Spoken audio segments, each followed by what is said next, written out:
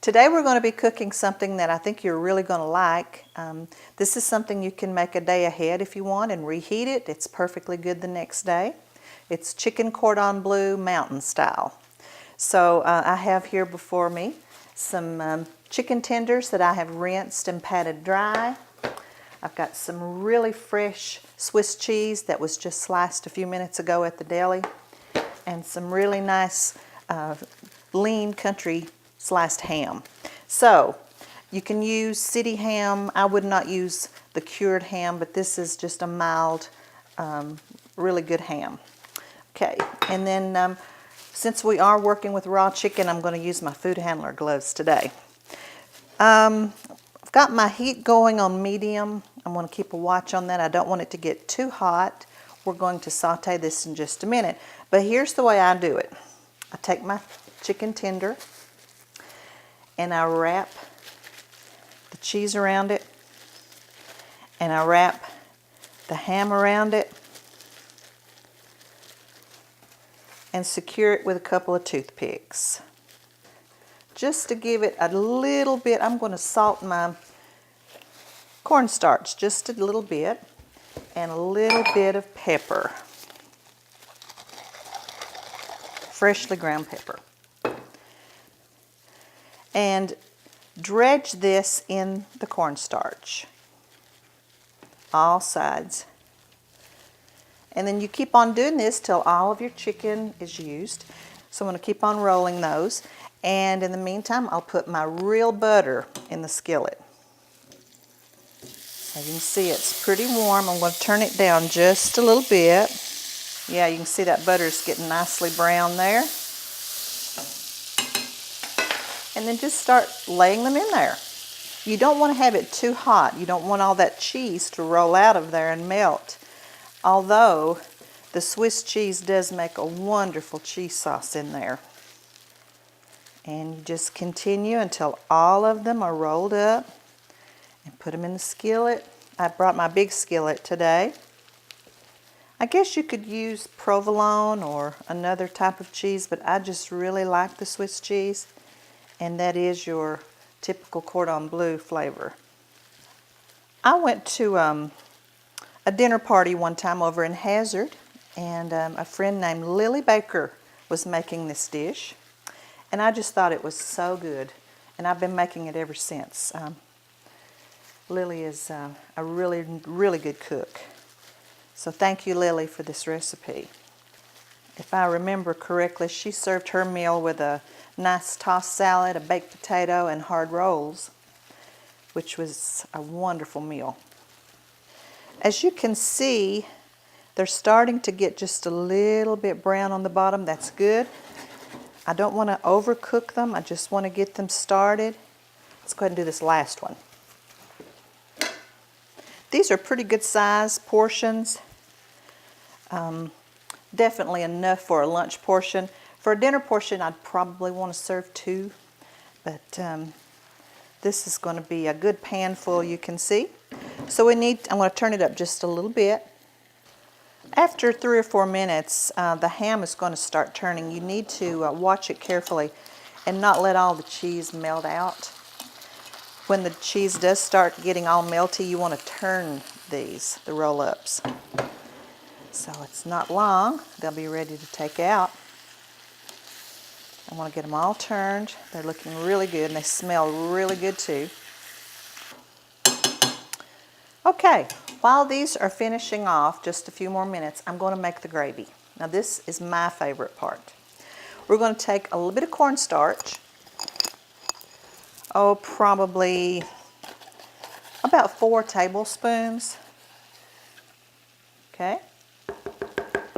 And a pint of whipping cream. Now this is rich, very rich. You might need to salt and pepper a little bit at the end just to taste, but I'm not going to add any more. My ham and my cheese both have salt in them, so I don't want to get it too salty. I like to add a few drops of hot sauce. Whoa, that's going to be good. And I want to whisk this up till it's really good and smooth, and just let that set to the side. Okay, those look pretty good. The cheese is starting to melt, and the chicken is not going to be done yet, so that's okay. I've preheated my oven to 350 degrees. I'm now going to transfer these to a baking dish. And just keep the heat on. And some of the cheese is going to be in the bottom of your skillet. That's good. We want that. We want those crusty pieces to stay in the bottom of your skillet. Oh, you ought to see this. It looks so good.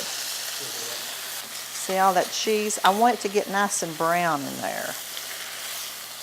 And if they stick a little, that's okay. Now, while the heat is on, you need to just go around and just kind of let everything come together, brown it up. I used probably the equivalent of a stick of butter, and a good portion of that is still in the skillet. My ham is browned, my cheese is browning. So to this, I'm going to add my whipping cream and cornstarch.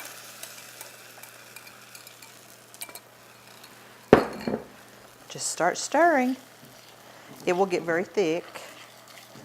It's very rich. As you can see, this goes really well with biscuits or crescent rolls, any kind of bread. It's just wonderful to sop it up. You can serve this dish with potatoes or with rice or noodles, anything as a starch, or you can just eat it like this. And this is pretty much a gluten-free recipe. I know a lot of people are concerned about their gluten in their diets. So by using the cornstarch, you are reducing the gluten considerably. There may be a little bit in the cheese, but it's almost a gluten-free recipe. Now when this gets pretty thick, just before boiling, you want to pour it over your chicken mixture. Scrape the bottom to get all of those good little pieces down there. You talk about a good cream gravy, that's what this is. With the Swiss cheese inside, the cheesy sauce, and the ham. So I'm going to pour it over and just spread it over that.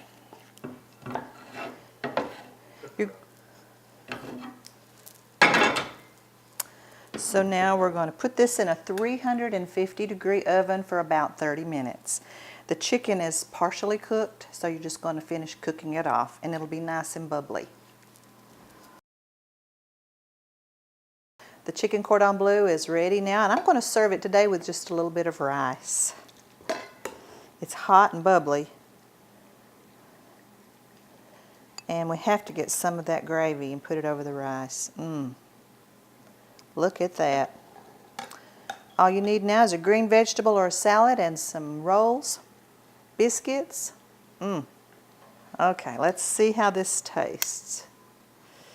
First I'm going to try the rice with the gravy on it.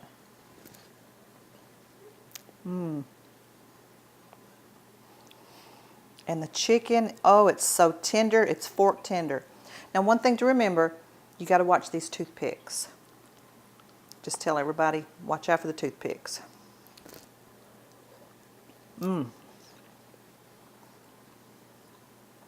It's a good one. I think you'll like it. There's another great dish from Rhonda's kitchen. As a legal disclaimer, our mountains would like to remind you that any toothpick injuries are not our responsibility.